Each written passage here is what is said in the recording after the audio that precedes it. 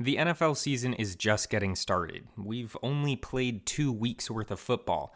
Are we really already talking about playoffs? You better believe we are on today's episode of Water Cooler Quarterback.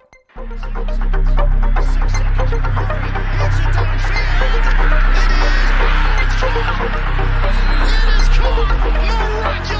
It's Murray magic!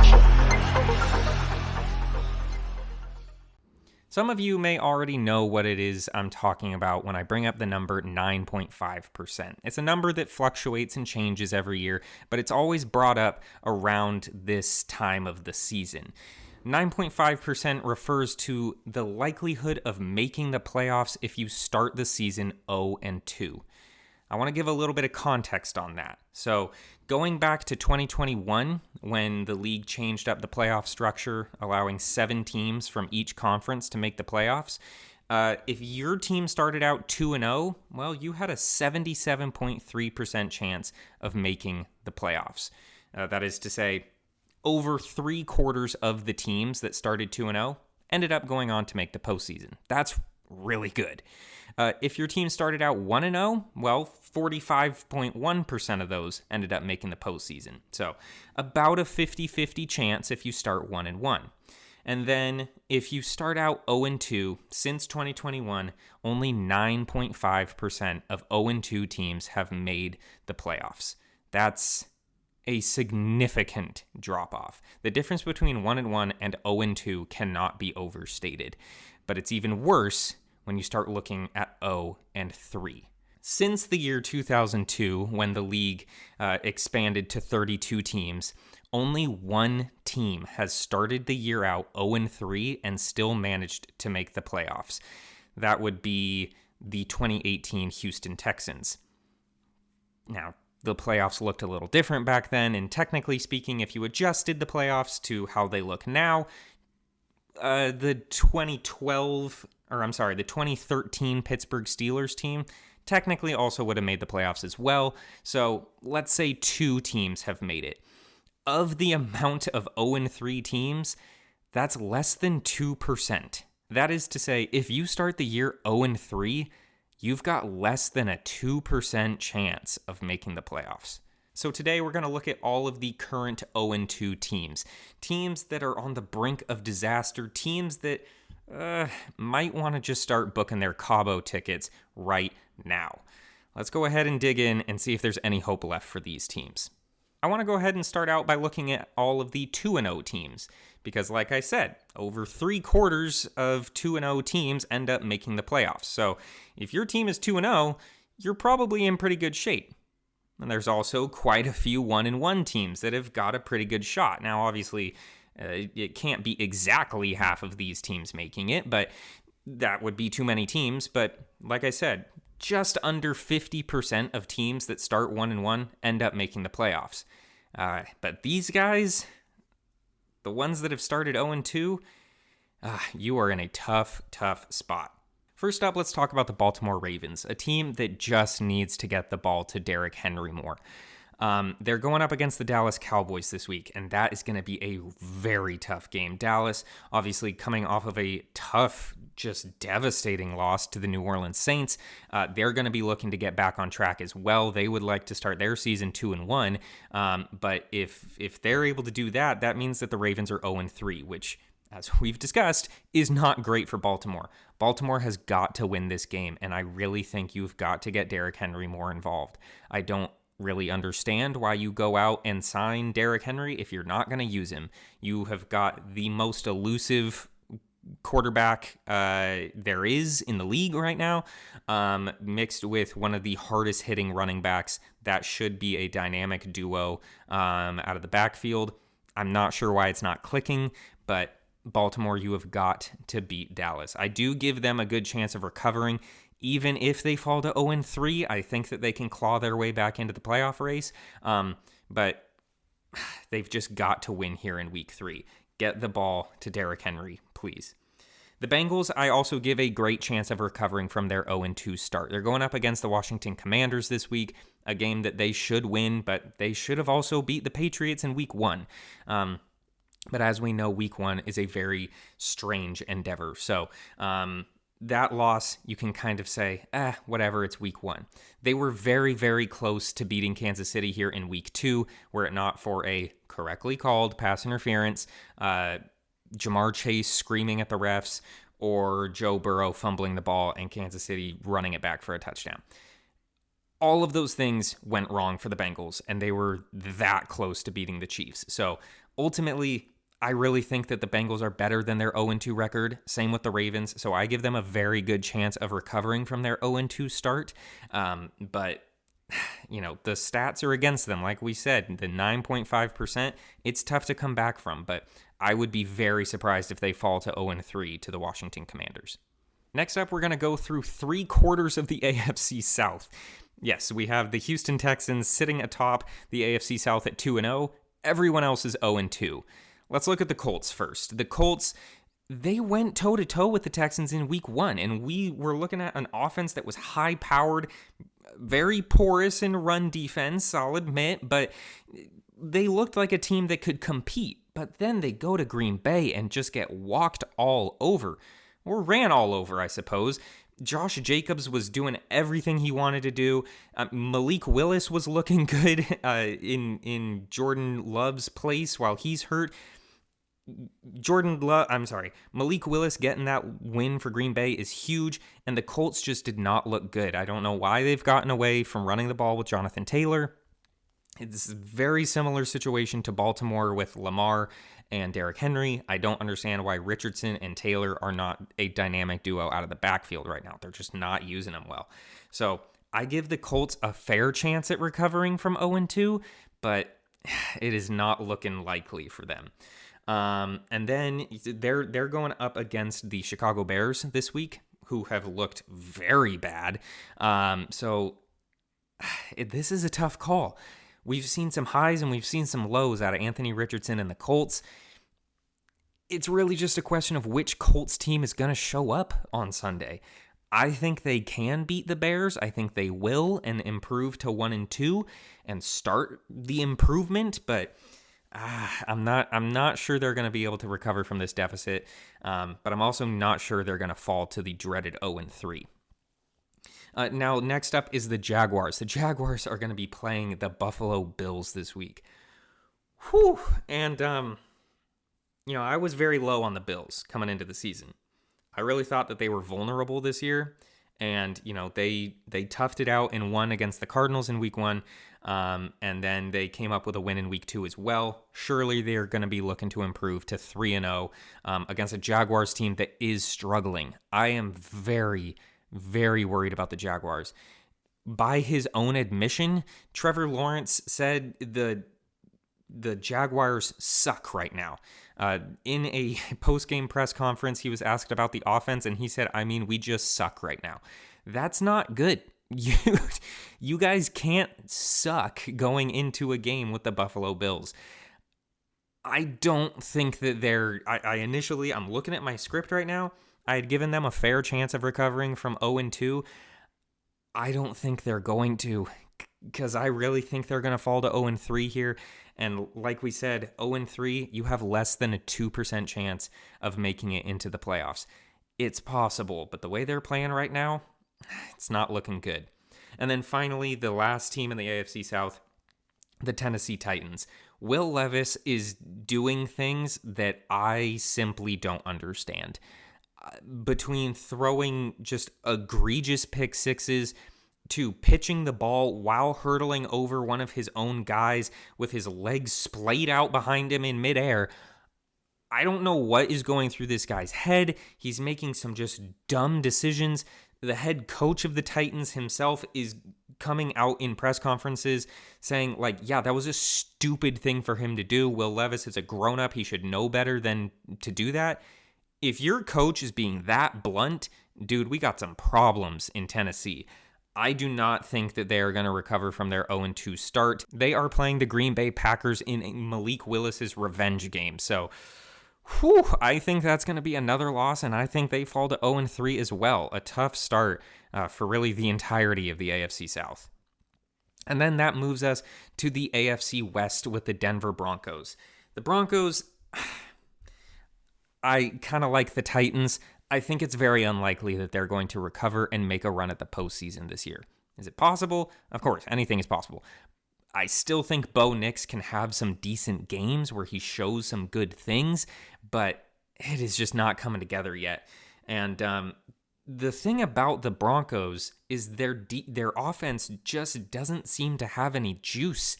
There's really no one on their offense that scares me as an opposing team. Maybe Cortland Sutton, I guess, but even he's kind of whatever in the grand scheme of wide receivers. He's good, but don't get me wrong. But man, I don't know about this Broncos offense. I really don't think that they've got any real threat. They are playing the red-hot Tampa Bay Buccaneers this week, and I'm really scared that they are also falling to 0-3. This brings us to the New York Giants, the first of the NFC teams that we're talking about, and the Giants are, in a word, cooked. Daniel Jones is not the guy. We talked about this in the season preview. I don't care that he has Malik Neighbors. Malik Neighbors is a great wide receiver. He's doing very well through his first 2 weeks. He's not saving this team. Okay, Daniel Jones is not the guy. The Giants' loss in week 2 to the Commanders is only the second time in NFL history that a team has scored 3 touchdowns, allowed 0, and still lost the game. Think about that. You score 3 touchdowns and keep the opposing team out of the end zone all game, and you still lose? This is another level of dysfunctional here in New York. There is absolutely no hope here. This team is done for. I'm sorry to be so blunt about it. The Giants are not recovering from this 0-2 start. Especially that they're playing in Cleveland against a phenomenal defense. I would be shocked if this team starts out 1-2. And then we've got the Panthers. God, I was really hoping that they would be better. In the preseason breakdown, we talked about that I thought that the Panthers were at least going to be serviceable this year. That we were going to see some things from Bryce Young that at least showed us like, hey, he's got something going.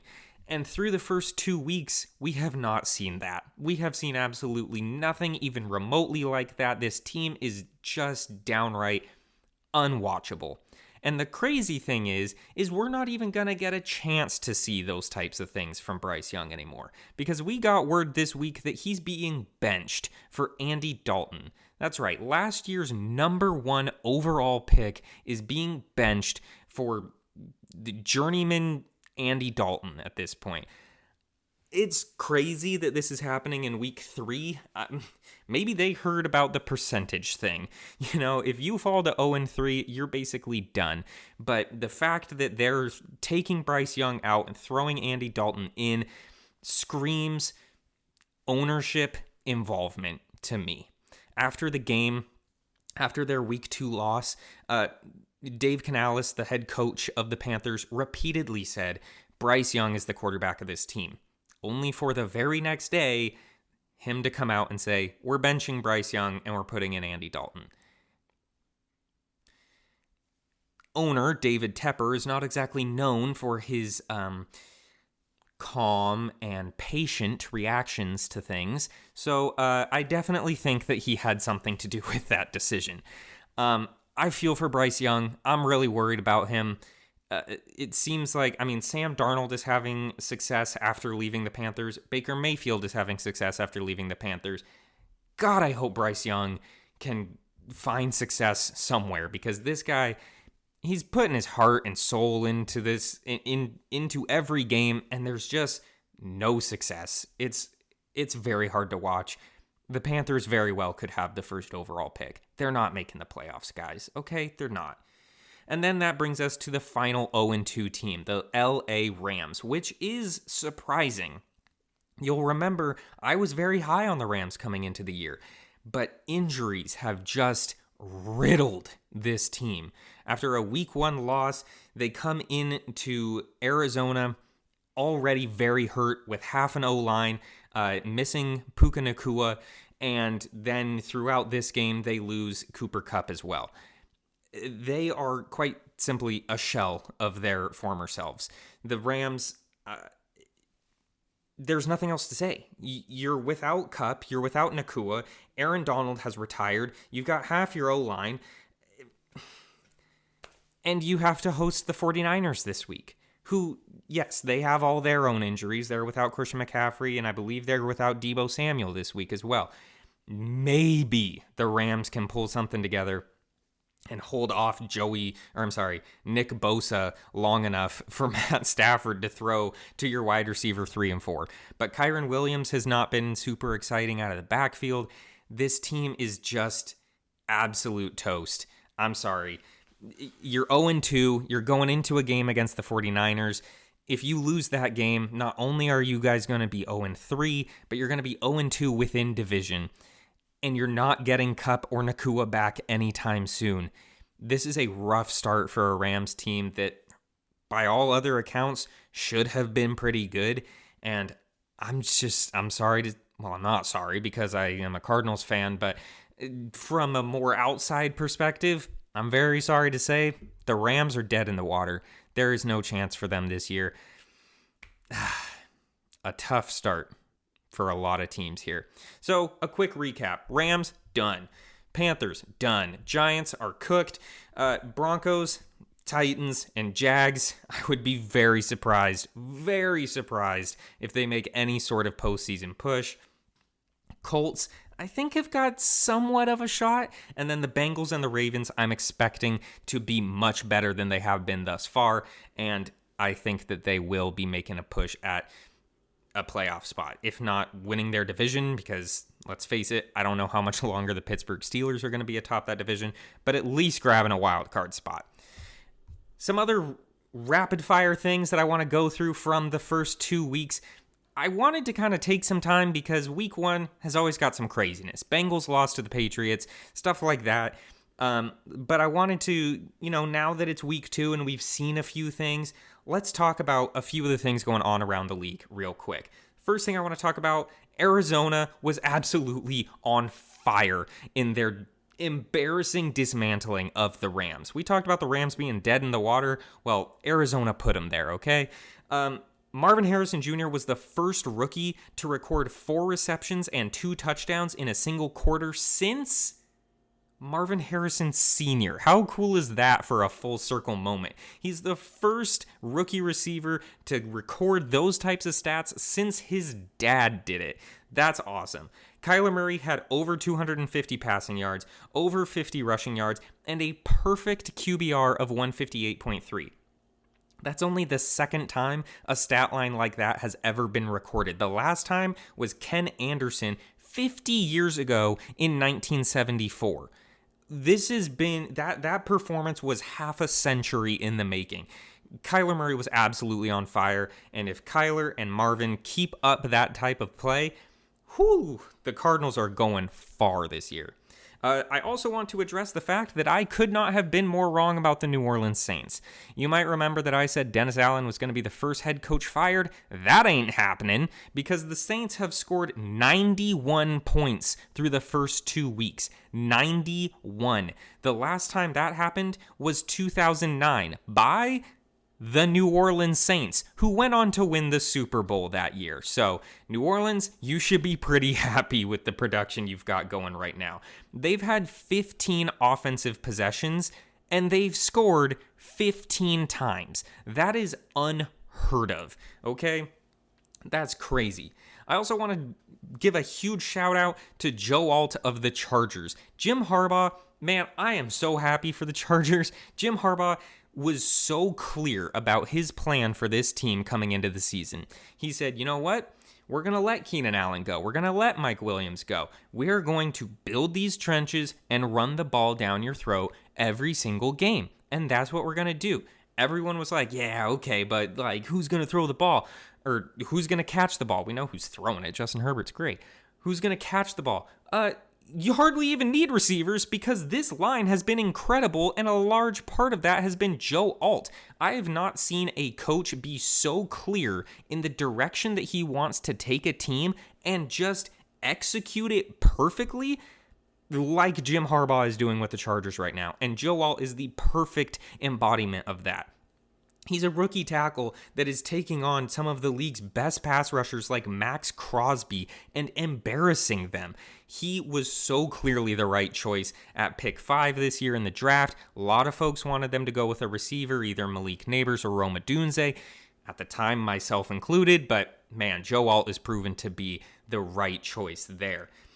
I also want to talk about the Bears because they look terrible right now. Despite a really good defense, I'm starting to worry about that O-line getting Caleb Williams killed. He just has no time back there. Houston on Sunday Night Football was just teeing off on this guy constantly. And I also want to address the fact that DJ Moore looked super unhappy on Sunday night. You may remember some comments he made last year when Justin Fields was still the quarterback of the team, that he didn't want Caleb Williams or Drake May. He said that those guys were not better than Justin Fields is. And that looks to be the case. Justin Fields is not, putting up unbelievable numbers in Pittsburgh, but he's 2-0 right now. And Caleb Williams is having a tough time in Chicago. I also want to say that guys like Justin Herbert, CJ Stroud, Joe Burrow have really warped our perception of how guys come into the league as soon as they're drafted. We've gotten used to quarterbacks being lights out from day one. Caleb Williams, he's going to take some time. So let's relax. Let's just calm down. Everything is fine. But I'm a little worried that this O-line is going to have him start developing some bad habits, which we just don't want to see. And then finally, Malik Willis did exactly what he needed to in Green Bay. We mentioned it earlier, but he got Green Bay a huge win at home in the home opener against the Indianapolis Colts, and now is going to Tennessee for a revenge game against his old team. Honestly, the fact that he even got one win is fantastic, and everything from here on out is just icing on the cake. As long as he keeps playing relatively well and well enough for Green Bay to win, I don't think there's any rush to get Jordan Love back. By no means am I saying Malik Willis is going to take over the team for Jordan Love. No, Jordan Love is going to come back, but let Jordan have his time, get fully healed, while Malik Willis gets maybe one more win. And even if it's just one more win, and in the next 2-3 weeks, I mean, if we're looking at the Green Bay Packers being 2-3 by week 5, dude, that's fine. The Packers will be just fine as long as Malik Willis can keep them at or around 500. So really happy for Malik Willis to get that win. I'm super excited to see him go up against his old team. And I just like that he's keeping Green Bay afloat. That's very cool. Well, if you are a fan of one of those 0-2 teams that we talked about today, I'm really hoping that your team can, lock up a win and keep your playoff hopes alive. Because, man, 9.5% of 0-2 teams making it, that's not good. But less than 2% of 0-3 teams making it to the playoffs is even worse. So I really hope, for everybody's sake, that your team can go out there and get a win. Well, it's not going to happen for everybody, is it? So, until next time, my name is Andrew. This is Water Cooler Quarterback, and I will see you next time. Bye-bye.